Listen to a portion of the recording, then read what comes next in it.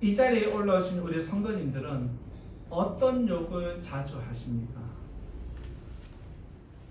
이제 이 정도 연세가 되고 연배가 되시면 욕은 안 하시겠죠? 제가 중학생 때 스쿨버스를 타면 학교에 도착할 때까지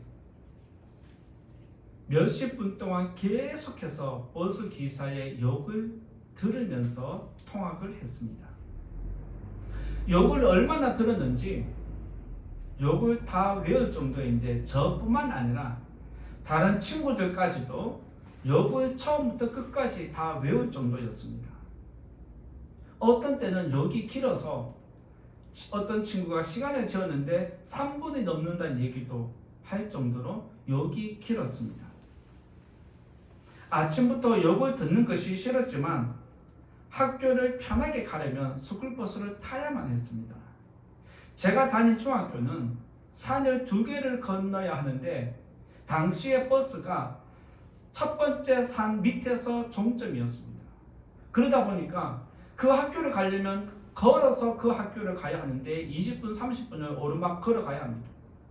이것이 싫으면 스쿨버스를 타야 하는데 스쿨버스를 타면 욕을 계속해서 들어야 되고 욕을 듣기 싫으면 걸어가야 하고 어떤 것을 선택하든지 결국에는 저의 몫이었는데 어떤 친구들은 욕을 듣기 싫어서 버스 타고 학교 가는 친구가 있는가 하면 저도 참다가 도저히 안 돼서 스쿨버스를 타지 않고 버스를 타고 그렇게 2, 30분 동안 오르막을 걸어 다닌 적이 있습니다. 다른 학생들은 아저씨의 욕을 따라하면서 재미있다고 낄낄거리며 웃기도 한가 하면 어떤 일진들은 서로 강하게 보이려고 더 센 욕을 계속해서 하는 것을 보게 된 것이 저의 학창 시절이었습니다. 더 센 욕을 해서 상대방의 욕을 잠재워 버립니다. 그러면 욕을 강하게 하면 할수록 마치 그 친구가 대단한 것처럼 착각하게 만드는 것이 또래의 마음이었습니다. 저는 중학생 때부터 욕을 듣는 것을 싫어했습니다. 욕을 듣는 것을 싫어했고 욕을 하는 것도 싫어했고 그래서 스스로 그렇게 스쿨버스를 타지 않고 걸어 다닐 정도로 그렇게 했는데 욕을 안 하고 안 들으니까 괜찮은 줄 알았습니다. 그런데 청년이 되고 취직해서 사회생활을 하다 보니까 운전을 하다 보니까 저도 모르게 욕이 한 번씩 툭툭 튀어나올 때가 있었습니다. 근데 그때 나온 욕이 언제 욕이냐면 중학교 때 외웠던 욕이 나오는 거예요. 그러니까 그런 욕을 내 스스로 할 때 제가 충격을 받았습니다. 나는 싫어했고 안 한다라고 했는데 나도 모르게 욕이 나오는데 중학교 때 외웠던 그 욕이 나도 모르게 나오는 겁니다. 그때 내가 나를 보고 그때 욕이 내가 안 외웠다라고 하지만 싫어했다라고 하지만 머리가 기억하고 있는 겁니다. 그래서 나도 모르게 어떤 상황이 오면 그 욕이 툭 튀어나오는 것입니다. 당시의 친구들은 욕을 하면 속이 시원하다 말하면서 욕을 하라고 저한테 제안을 하기도 했고 어떤 친구들 욕을 세게 하면 세게 할수록 속이 더 후련해진다라고 이야기를 하면서 더 세게 욕을 해야 된다라고 그렇게 말하는 사람들도 있었습니다. 이 자리에 계신 성도님들은 욕을 한번 해보셨습니까? 욕을 해보면 진짜 속이 시원하던가요? 저는 욕이 세면 세고 욕을 하면 할수록 속이 시원해진다는 것을 듣고 한번 또 해봤을 때 어릴 때부터 믿음 생활을 해서 그런지 몰라도 욕을 하면 할수록 세게 하면 세게 할수록 제 영혼은 더 괴로워졌습니다. 이래서 욕을 하면 안 되는구나 라고 깨달으면서 중학교 때부터 욕을 안 하기 시작했고 끊으려고 노력했고 어느 순간에 안 하게 되었습니다. 그런데 안타깝게도 제 자녀들이 욕을 너무 잘해서 제 자녀들이 욕으로 시작해서 욕으로 끝난다는 얘기를 듣고 제가 충격을 받았습니다. 물론 부모들은 자기 자녀가 사춘기가 되고 중학생이 되면 친구들을 따라다니다 보면서 욕을 전혀 안 한다고 생각하는 부모는 없습니다. 저도 부모이지만 제 자녀들이 욕을 한다는 것점은 알고는 있습니다. 그러면서 한편으로는 어떤 생각하냐면 제가 그러했고 다른 친구들이 그러했던 것처럼 우리 자녀들도 언젠가는 욕을 안 하게 되겠지. 그런 마음으로 기다려온 것이 부모의 마음이었고 제 마음이었습니다.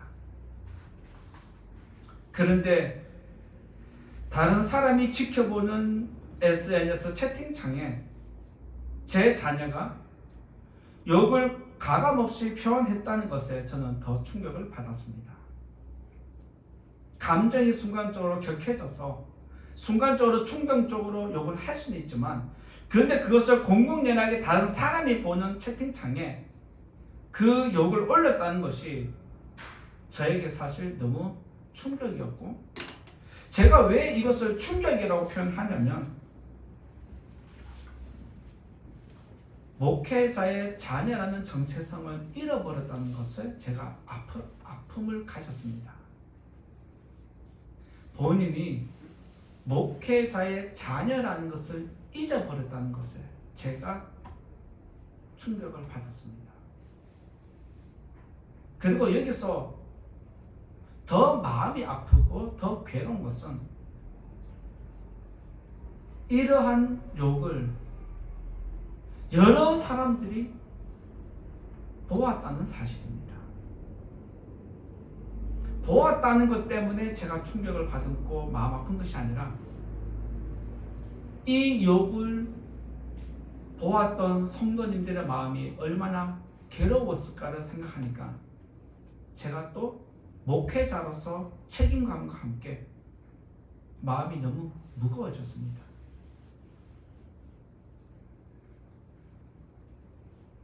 제 자녀가 지금 개척하고 7년째인데 성도님들에게 얼마나 큰 아픈 상처를 많이 들었습니까?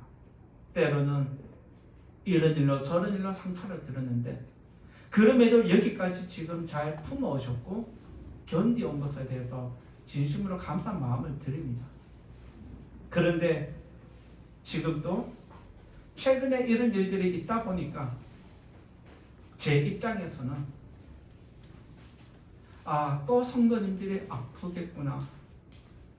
제 자녀들 때문에 성도님들이 또 고통을 당하는구나 생각을 하니까 오늘 제가 이 자리에 서서 이런 설교를 할 수밖에 없는 것이 제 입장이었고 나 부끄러운 일이지만 이렇게 설교를 해야만 제가 성도님들 앞에 하나님 앞에 사죄하는 것이고 또 교회와 자녀들을 더 건강하게 세워가는 방법이라고 알기에 오늘 염치 없지만 성도님들 앞에 이 설교를 하게 되었습니다. 지금까지 너그러운 마음으로 받아주신 것처럼 오늘 이 설교도 우리 성도님들 너그러운 마음으로 받아주시고 걸릴 것은 걸러주시고 또 여러분의 삶을 돌아보고 여러분의 자녀도 돌아보셔서 정말 나만 잘하면 되는 것이 아니라 우리 자녀들까지 더 잘해야 한다는 이런 마음을 가지시고 오늘도 말씀을 들으신다라면 여러분이 받은 영혼의 상처와 괴로움들 하나님께서 치유해 주실 줄 믿고 앞으로 우리 교회가 더 건강하게 성장해 가는 줄 믿습니다. 다시 한번 이 자리를 빌어서 제 자녀들로 인해서 여러분의 영혼이 평안하지 못한 점 진심으로 사과드리고 앞으로 이런 일이 없도록 또 부모로서 목회자로서 한 번 더 세심하게 관심을 가지도록 하겠습니다. 그리고 또 만약 지금과 같은 일들이 일어난다면 성도님들에게 부탁드리고 싶은 것은 그 화면을 캡처해서 저한테 보내주십시오. 그러면 그 욕 한 건당 제가 10,000원을 벌금 내겠습니다. 욕 한 건당 10,000원을 벌금을 낼 테니까 성도님들 화면을 캡처하셔서 저한테 보내주시면 자녀를 용돈에서 뺏어주든지 제 사비로 드리든지 그렇게 할 테니까 성도님들 한 번 더 너그러운 마음으로 품어주시고 여러분들도 한 번 더 여러분의 삶을 돌아보셔서 여러분 입에서 더러운 욕이 나오지 않기를 예수님 이름으로 부탁을 드립니다. 목회자의 자녀가 한국교회에서 문제가 되고 사회적으로 문제가 된 것은 오늘 어제 일에만이 아닙니다. 잘 아시겠지만 목회자의 자녀가 믿음을 지키지 못해서 믿음과 어긋나 반기독교적으로 행동하면서 사회적으로 문제된 것은 10년 전, 20년 전뿐만 아니라 오늘 성경에 기록된 그대로 아주 오래전부터 있어온 문제였음을 우리가 발견할 수 있습니다. 오늘 말씀에도 제사장의 자녀가 올바르지 못한 행동으로 백성들을 유혹하고 백성들의 죄를 짓도록 만드는 일이 성경에 기록되어 있습니다. 저는 성경을 공부하고 신학교에서 또 정독을 하고 혼자 또 공부를 하면서 이 본문을 접할 때마다 그때부터 계속해서 느낀 게 뭐냐? 나한테는 이런 일이 없으면 좋겠다는 것이었습니다. 내 가정에는 이런 일이 없으면 좋겠다는 마음으로 이 말씀을 읽었고 가급적이면 이 본문으로 설교를 안 하면 좋겠다는 것이 제 마음이었습니다. 이제까지 제가 목회를 하면서 이 본문으로 설교한 것은 오늘 처음입니다. 그만큼 저는 이 본문으로 설교하기 싫었던 이유가 이것은 목회자를 자기를 찌르는 설교이기 때문에 내 민낯을 드러내는 부분이기 때문에 어느 목회자가 이 본문 가지고 설교하기를 원하시겠습니까? 마찬가지로 저도 이 본문 가지고 설교하지 않기를 원했지만 사실 지금 상황이 우리에게 또 심각한 상황이라고 인지를 하고 그렇기 때문에 이때 아니면 또 이 설교를 건너뛸 수도 있고 이때가 아니면 자녀들의 어긋난 것을 고칠 수 있는 기회를 놓쳐버리면 목회자의 책임, 자녀를 올바로 교육하지 못했다는 아버지의 책임이 있다는 것을 알고 오늘도 이 말씀을 준비하게 되었습니다.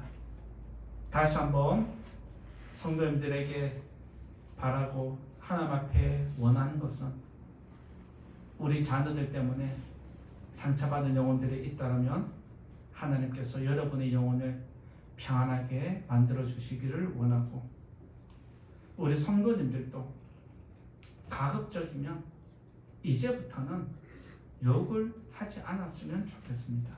부탁드립니다. 왜 욕을 하지 않아야 될까요? 내가 욕을 하는 것은 내 영혼을 파괴하는 것이기 때문에 그렇습니다. 그리고 내가 욕을 하면 내 영혼을 파괴할 뿐만 아니라 상대방에게 화를 일으켜서 그 화가 다시 나에게 돌아올 수 있기 때문에 위험하다는 겁니다. 그러니까 내 생명을 보호하고 내 영혼을 지키기를 원한다라면 우리 성도님들도 더러운 욕을 입 밖에 내지 않기를 주의 이름으로 부탁을 드립니다. 첫 번째로 제사장의 자녀는 믿음이 없다라고 말씀드리고자 합니다. 첫 번째, 제사장의 자녀는 믿음이 없었습니다. 17절 말씀 같이 한번 읽어볼까요? 17절 같이 읽어봅니다. 시작. 이 소년들의 죄가 여호와 앞에 심히 크면 그들이 여호와의 제사를 멸시함이었더라. 당시의 엘리는 이스라엘을 이끌어가는 영적인 지도자였고 대제사장이었습니다. 그런데 그에게 두 자녀가 있었는데 모두 믿음이 없었다는 사실입니다. 제사장의 자녀가 믿음이 없었다는 것은 심각한 문제입니다. 왜냐하면 아버지를 이어서 그 다음에 제사장이 이들이 되어야 되는데 아버지를 이어서 제사장이 되어서 영적으로 이끌어가야 할 자녀가 지금 믿음이 없다는 거예요. 이것은 이스라엘 전체를 무너뜨리고 이스라엘 전체가 죄에 물들도록 만드는 것이었습니다. 이것은 영적으로 맹인을 인도하는 가장 위험한 사회였습니다. 만약 여러분들이 예배드리러 왔는데 제가 말씀을 올바로 전하지 않고 다른 이야기만 하고 간다라면 여러분들은 저를 믿고 따라오겠습니까? 그렇지 않잖아요. 바로 영적인 지도자는 맹인이 되어서는 안 되는데 지금 엘리의 두 아들이 제사장임에도 불구하고 영적으로 맹인이었다는 사실입니다. 이들이 믿음이 없다는 증거는 우리가 읽은 17절에서 여호와의 제사를 멸시하는 모습에서 찾을 수 있습니다. 만약 이들에게 믿음이 있었다라면 아버지의 본을 받아서 그대로 행동할 텐데 아버지의 행동과 전혀 다른 행동을 합니다. 그리고 그들은 무엇보다 예배를 무시했습니다. 제사를 멸시했다는 것은 오늘날로 이야기하면 예배를 무시하는 행동이 믿음이 없다는 것과 같은 것입니다. 따라서 만약에 여러분들이 믿음이 있다 없다 여러분들 스스로 진단하기를 원한다면 여러분이 예배 드리는 자세를 스스로 보시면 됩니다. 내가 지금 예배를 잘 드리면 믿음이 있는 성도요. 예배를 대충대충 드리고 말씀에 집중하지 않고 다른 데 관심이 가 있다면 믿음이 없는 것입니다. 그들이 여호와의 제사를 어떻게 멸시했느냐? 내가 예배를 어떻게 방해했습니까? 라고 질문할 수 있습니다. 16절에 보면 이들이 여호와의 제사를 멸시한 내용이 자세히 기록되어 있는데 이것은 내용을 쭉 정리하면 그들이 말이 안 통할 정도로 막무가내였다는 사실입니다. 하나님께 먼저 드려야 하는데 그 드림을 가로채는 겁니다. 예를 들면 성도님들이 오늘 예배 오시면서 하나님께 받은 은혜를 생각하고 은혜 주실 줄 믿고 여러 모양으로 감사 헌금 예배를 드릴 때에 헌금함에 넣고 오는데 제 자녀가 밖에서 이거 어차피 아빠 월급이니까 먼저 빼가면 되지 하면서 빼간다라면 기도도 안 했는데 그런 일이 일어난다라면 여러분들은 어떻게 해석하시겠습니까? 지금 똑같은 상황입니다. 당시에 이스라엘 백성들이 제사를 드리면 그 제물을 하나님 앞에 먼저 제사 드린 다음에 그 다음에 음식이 나오면 일부분을 제사장의 몫으로 나누어 줬는데 엘리의 두 자녀는 그렇게 하지 않고 하나님 제사상에 올리기 전에 먼저 자기가 먹고 싶은 부위를 골라서 빼갔다는 거예요. 이들의 행동은 누구도 막을 수 없었는데 왜냐하면 당시의 모든 실권은 엘리 제사장에게 있었기 때문입니다. 엘리 제사장이 모든 실권을 가지고 있다 보니까 그 자녀들이 행동하는 것을 알면서도 막지 못하는 것이 그 당시의 상황이었습니다. 그래서 제사장도 레위인들도 그들의 횡포를 막지 못하니까 그냥 그대로 내버려 두는 것입니다. 그들의 이렇게 하는 행동은 결국에는 믿음이 없었다는 것을 알 수 있습니다. 마찬가지로 예배를 소홀히 하는 사람은 죄송한데 믿음이 없는 사람입니다. 이런 모습은 한국 교회 안에서 쉽게 찾아볼 수 있습니다. 이런 모습은 대형 교회일수록 더 빈번하게 나타납니다. 현대인들이 교회를 등지고 떠나가고 외면하는 것은 당연하다 할 수 있습니다. 왜냐하면 그들은 믿음이 없으니까요.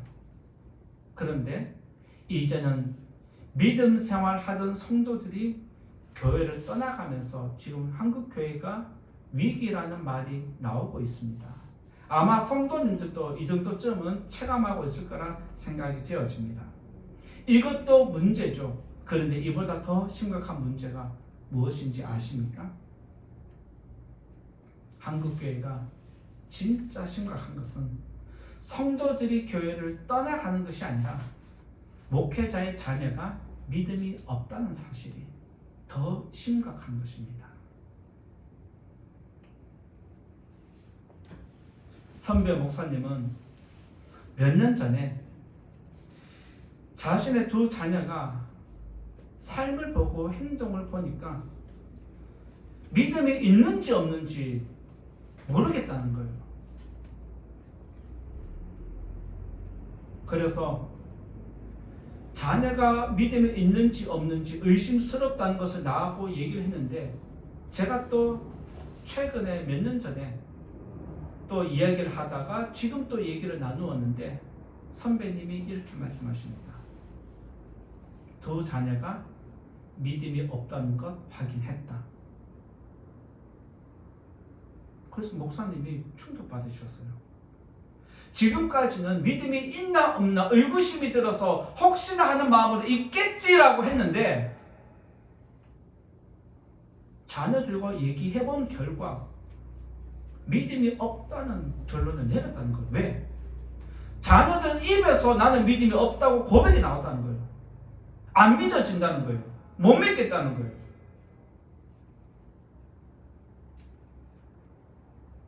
그러면서 자녀들 입에서 무슨 얘기까지 나오느냐? 아버지가 목사니까 내가 분가할 때까지 교회는 도와주겠다는 거예요. 이 말을 성도님들은 어떻게 해석을 하십니까? 여러분의 자녀가 믿음 생활 못하는 것도 충격이겠지만, 목회자의 자녀가 믿음이 없어서 아버지가 목사니까 분가할 때까지 도와주겠다, 이 고백이 얼마나 마음 아픈 고백인지 아십니까? 그러면서 선배 목사님은 아픈 마음을 부여잡고, 하나님, 우리 자녀들이 믿음이 있으면 좋겠습니다. 믿음 달라고 기도하고 있고, 지금은 아니더라도 언젠가는 그 자녀들을 믿음으로 돌이켜 달라고 기도하고 있다라고 그렇게 얘기를 나누었는데, 그때 그 이야기를 들을 때에 내 문제일 수도 있겠구나라는 생각은 제가 은연중에 하고 있었습니다. 그리고 제가 설교 중에 한 번씩 말씀드린 것도 있는데, 동기 목사님들 모임에 가서 얘기를 하다 보면 또 본인들의 가정사가 한 번씩 나오는데, 거기에도 자기 자녀 문제가 거론되었습니다. 그때 동기 목사님들도 제보다 조금 동기 목사이지만 조금 더 연배가 있다 보니까 자녀들이 지금 청년이에요. 대학교에 진학한 자녀들 둔 부모님들이 있고, 아직 중고등학교에 다니는 부모님들이 있는데, 그 동기 목사님들도 하는 고백이 뭐냐? 자녀들이 믿음이 없다는 거예요. 그러면서 아빠가 목사니까 방송 일로 도와주고 이 일로 도와주고 저 일로 도와줄 뿐이지 믿음이 없어서 동기 목사님들도 심각하게 지금 고민하고 있다는 거예요. 그런 이야기를 들을 때에 저는 아니기를 바랬고 혹시나 하는 마음으로 진짜 그렇게 될까? 나도 내 자녀들도 그렇게 될까봐 걱정과 불안함이 또 기대가 그렇게 교차해 왔었습니다. 지금까지는 선배의 문제였고 동기 목사들의 하소연이고 문제라고 생각했지 이것이 저의 문제로 드러나게 될 줄은 생각도 못했습니다. 물론 지금 이 일로 인해서 자녀가 믿음이 있다 없다 판가를 하는 것은 아니지만 지금 저는 이 상황을 지금 목회자로서 심각하게 받아들이기 때문에 지금 이 말씀 드리는 것입니다. 제 자녀가 믿음이 없는 자녀일까봐 사실 두렵습니다. 현 시대는 성도들만 교회를 떠나는 것이 아니라 목회자의 자녀들도 교회를 떠나고 있는 심각한 상황입니다. 저는 여러분들과 여러분의 자녀가 믿음 생활 잘 하도록 기도하고 있습니다. 여러분들은 저와 제 자녀가 믿음을 잘 지키도록 기도해 주셔야 됩니다. 믿습니까? 이것이 서로 섬기는 신앙 공동체입니다.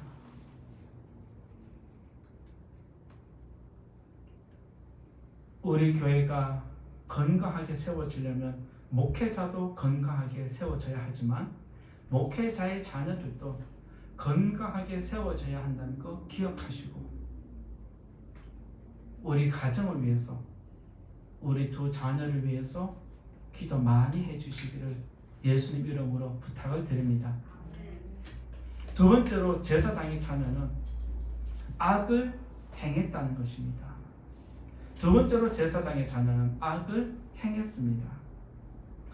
오늘 우리가 읽은 말씀은 아니지만 4장 15절 말씀 한번 찾아서 읽어보겠습니다. 사무엘상 4장 15절입니다. 4장 15절 같이 소리내어서 읽겠습니다. 시작. 그때에 엘리의 나이가 98세라 그의 눈이 어두워서 보지 못하더라. 말씀을 읽어보면 제사장이 나이가 98세니까 눈이 어둡네? 당연하지 라고 생각하면 착오입니다. 성경에서 눈이 어두워서 보지 못한다라는 표현은 영적으로 맹인이라는 뜻입니다.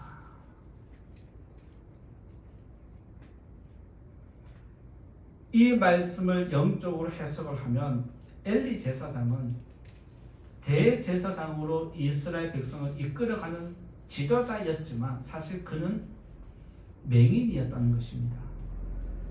지금까지 맹인이 이스라엘 백성을 이끌어왔기 때문에 이 이후에 지금 엘리 제사장이 다스리는 이스라엘 영적 상태는 사실 피폐한 수준이었습니다. 그리고 그가 영적으로 맹인이었다는 것을 정확하게 드러내는 구절이 사무엘상 2장은 22절에서 24절에 기록되어 있는데 22절 앞부분을 보면 엘리가 매우 늙었다라는 단어를 하나님이 기록해 놓으셨습니다. 98세니까 늙었지. 당연해 보이지만 왜 하나님이 엘리가 98세라는 것을 드러내시고 또한 더불어서 그가 늙었다라는 표현을 하시느냐? 이것은 노인을 비하하는 목적이 아닙니다. 성경에 이것이 기록된 것은 그만큼 엘리 제사장의 영적인 감각이 떨어졌다는 것입니다. 신체가 노화되면 모든 감각이 떨어지는 것처럼 무뎌지는 것처럼 지금 엘리 제사장도 영혼이 아무런 감각도 없고 무뎌졌다는 것입니다. 그래서 그는 어떤 능력을 행할 수 없는데 자기 자녀들의 어긋난 것도 고칠 수 없을 정도로 지금 영적으로 바닥이라는 수준입니다.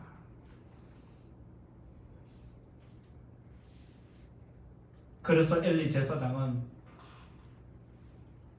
다른 사람들에게 자기 자녀 홈리와 비느하스가 어떤 악을 행하는 것을 다 들었습니다.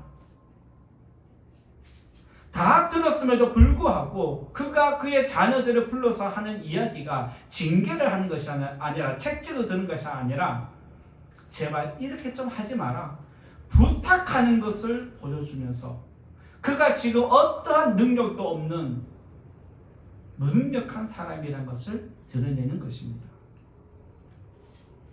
그러다 보니까 그 자녀가 더 악을 짓는 모습이 성경에 기록되어 있습니다.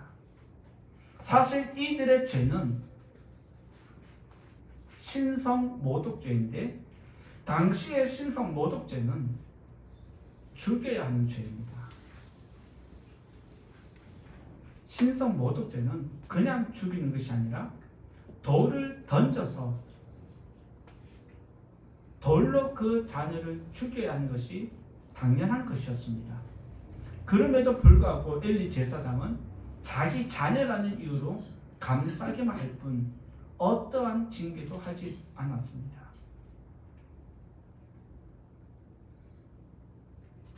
목회가 힘든 것은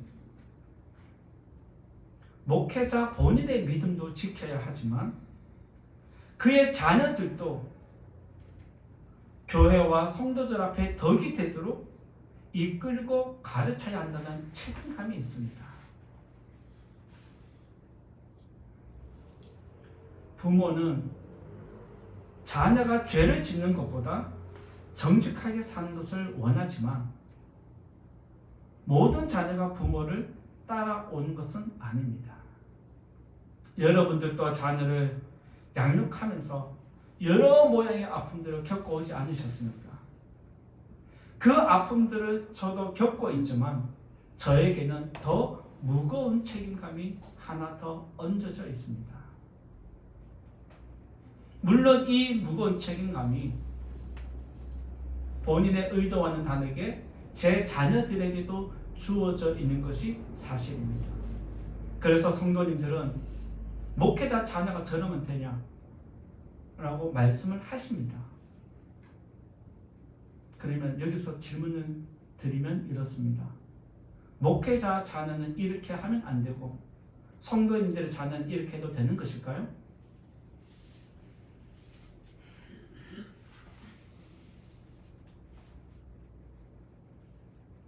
목회자의 자녀가 그러면 안 되지라고 하는 것은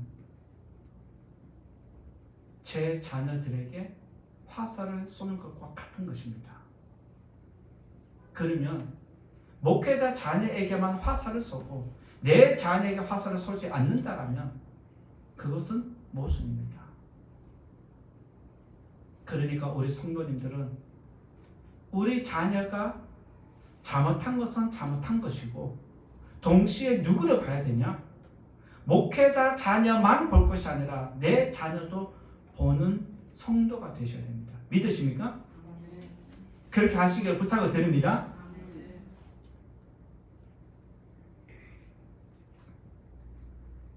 그런데 여러분들이 잘 알듯이 내가 목회자이지 자녀가 목회자인 것은 아닙니다.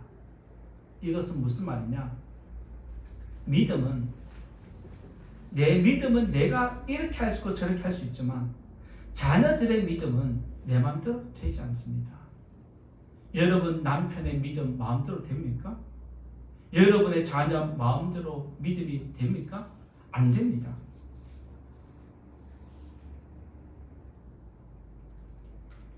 내 믿음은 내가 책임질 수 있지만 자녀의 믿음까지 내가 책임질 수 없기 때문에 우리들은 기도하는 것입니다. 하나님, 저의 믿음을 지켜주시듯 우리 자녀의 믿음 지켜주십시오. 기도하셔야 됩니다. 믿으시기 바랍니다. 믿음이 없는 사람은 예배를 소홀히 한다라고 했는데, 예배 드리는 모습 보면 여러분의 믿음 수준이 어느 정도인지 대충 다 느껴지지 않습니까? 저도 제 자녀들이 예배 드리는 모습 다 알고 있고 느끼고 있습니다.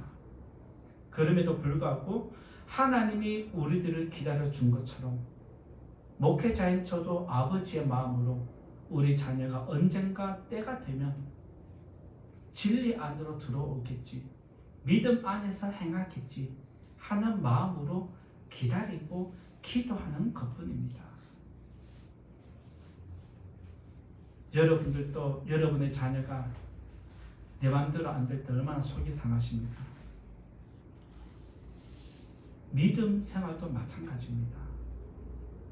내 자녀가 믿음으로 살지 않을 때에 여러분이 힘들어하고 고통스러워하는 것처럼 저 또한 아버지로서 그런 마음이 있다는 거 꼭 기억하시고, 성도님들, 제 자녀가 믿음 안에서 행하도록 기도해 주시고, 혹시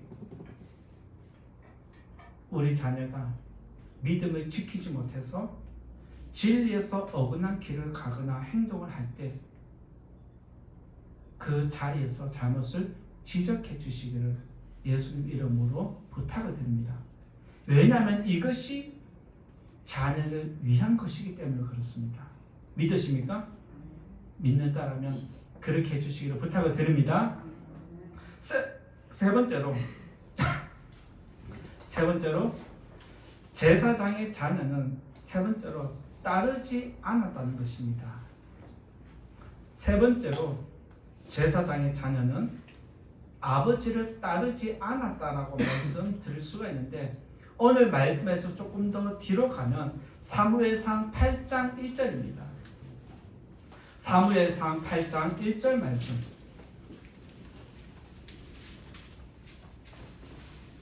사무엘상 8장 1절 같이 읽어봅니다. 시작. 사무엘이 늙음에 그의 아들들을 이스라엘 사사로 삼으니. 3절도 읽어볼까요? 3절 시작. 그의 아들들이 자기 아버지의 행위를 따르지 아니하고 이익을 따라 뇌물을 받고 판결을 굽게 하니라. 1절에서도 하나님이 사무엘 제사장을 향해서 뭐라고 얘기하냐면 사무엘이 늙음에라고 늙었다라는 단어를 한 번 더 사용하셨습니다. 아까 말씀드렸듯이 늙었다라는 의미는 영적으로 어떤 해석입니까? 어떠한 것도 고칠 수 없는 무능력한 상태, 영적인 감각이 다 떨어진 상태를 이야기합니다. 그리고 3절에 보면 자녀들이 사무엘이라는 아버지의 그 행위들을 따르지 아니했다라고 성경이 기록을 하고 있습니다. 이쯤 되면 우리가 궁금증이 일어날 수 있습니다. 아니, 엘리 제사장의 가문이 가정이 어떻게 파괴되고 죽었는지 사무엘이 직접 지켜봤잖아요. 자기 선배가 이렇게 목회하다가 비참하게 끝이 났다는 거 아는 사무엘임에도 불구하고 그가 그의 자녀들을 올바로 이끌지 못했다는 것입니다. 그만큼 자녀는 내 맘대로 되지 않는다는 것을 알려주고, 어른들이 하는 이야기가 자식 농사는 끝까지 가봐야 한다고 하는 것, 자식 농사가 최고 어렵다는 것이 바로 여기서 우리가 답을 찾을 수 있습니다. 즉 자녀는 내가 잘 가르친다라고 해서 자녀가 잘 되는 게 아닙니다. 내 자녀가 잘 되고 못 되고는 스스로에게 있습니다. 그래서 부모는 자녀들을 위해서 할 수 있는 게 뭐냐? 기도 외에는 할 게 없는 거예요. 믿습니까? 그래서 부모는 자식이 잘 되도록 자식의 믿음을 위해서 계속해서 기도해야 하는 게 부모의 몫이고 역할입니다. 자녀가 잘 된 거 지 탓입니까? 아니요. 부모가 잘 보여주지 못했고 잘 가르치지 못했고 잘 이끌지 못했다는 책임이 우선 있는 줄 믿으시기 바랍니다. 그래서 목회자는 누구보다 더 과중한 책임감이 있는 것입니다.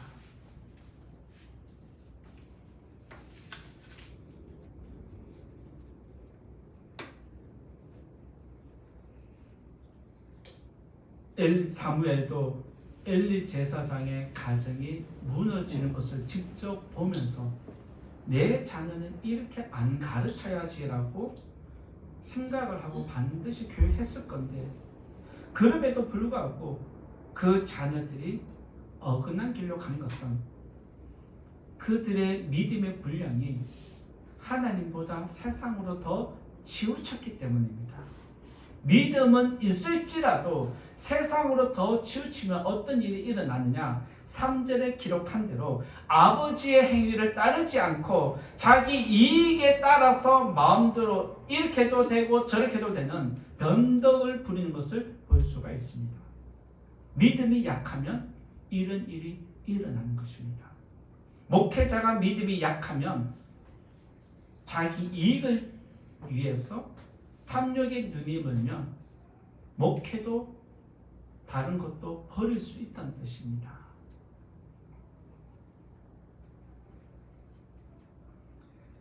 사무엘의 자녀가 아버지의 뜻과 반대로 행동을 했다는 것은 자기 이익을 따라 움직였다는 것인데, 결국에는 자기가 자기 죄를 낳은 것입니다.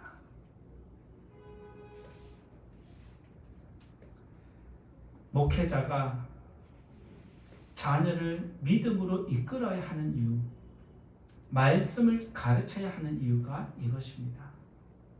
아무리 말씀을 가르치고 기도로 돕고 믿음의 본을 보여주어도 자녀가 자기 믿음을 지키지 못하고 세상의 유혹을 받아서 빠지기 시작하면 누구도 감당이 안 되는 것입니다. 이것은 여러분들도 마찬가지입니다. 여러분들도 하나님을 사랑하고 하나님을 위하겠다라고 하고 믿음에 열심히 내겠다라고 하지만 어느 순간에 내 이익이 들어오고 내가 욕심이 생기면 곁길로 새는 것입니다.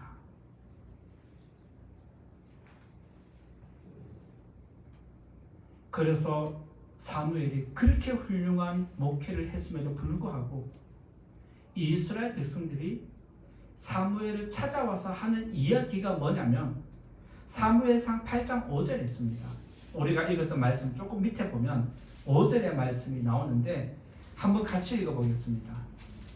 5절 시작. 그에게 이르되 보소서 당신은 늙고 당신의 아들들은 당신의 행위를 따르지 아니하니 모든 나라와 같이 우리에게 왕을 세워 우리를 다스리게 하소서 한지라.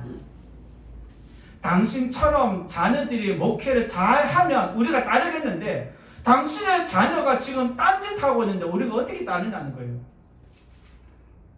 당신의 자녀가 딴짓하는데 우리가 당신의 자녀 못 따르겠으니까 우리는 제사장 필요 없고 왕을 세워달라는 것이 그들의 요구였습니다. 즉 이것은 목회자가 설교를 하고 말씀을 성도들에게 가르치는데 성도님들이 볼 때 목회자의 자녀가 말씀대로 안 살고 딴짓하고 그렇게 살아가는 모습 보면 목사님이 이중적인 삶을 사는가? 목사님이 집에서 삶을 사는 거하고 교회 사는 거 다르네? 자녀들이 왜 저렇게 어긋나? 목사님이 딴짓하니까 저런 거 아니야? 라고 오해를 하고 그렇게 생각을 하고 목회자의 가르침을 신뢰하지 않는다는 것입니다. 결국에는 성도님들은 자녀를 통해서 목회자를 떠보고 있는 겁니다. 직접 목회자를 보고 따르기도 하지만 자녀들의 모습을 통해서도 목회자가 옳은지 그른지 보고 따르고 있다는 겁니다. 그래서 은연중에 성도님들은 목회자의 자녀들 때문에 시험 드는 것입니다. 그래서 목회자는 교회가 든든히 세워지기를 원한다면 자기를 관리할 뿐만 아니라 자녀들의 믿음까지도 관리해야 하는 것이 목회자의 책임이기 때문에 그만큼 짐이 무거운 것입니다.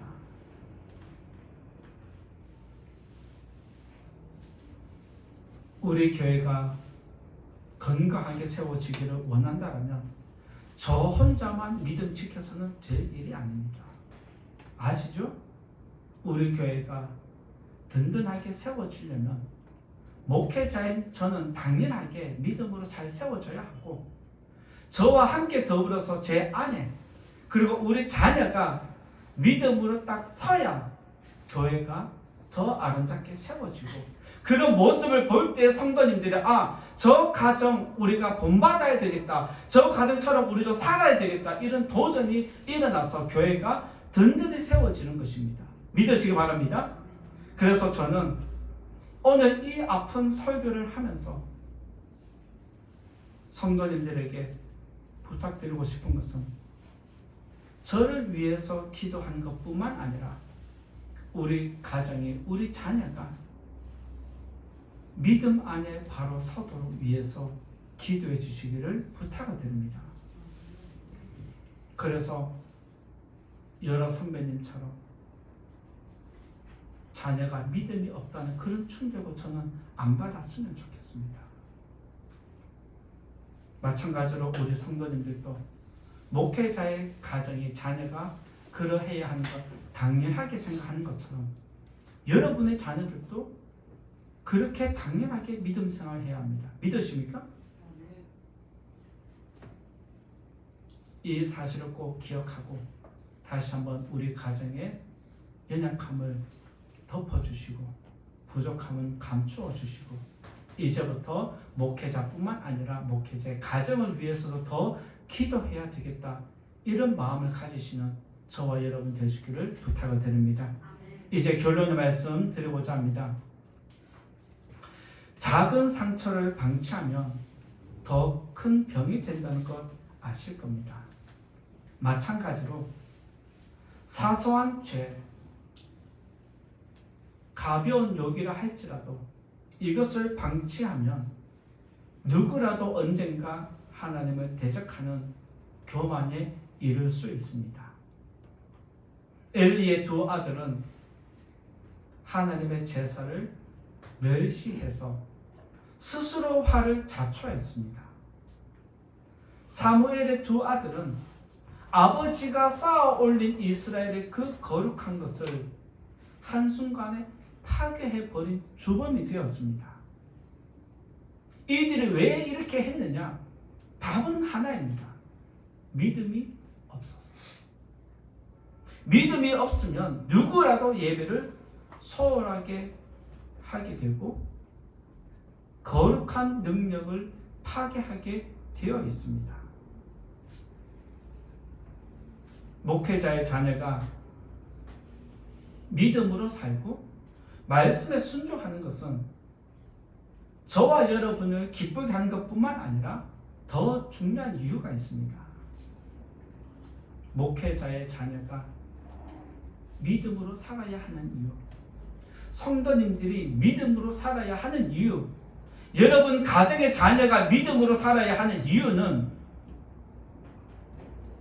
여러분 영혼을 지키는 것입니다.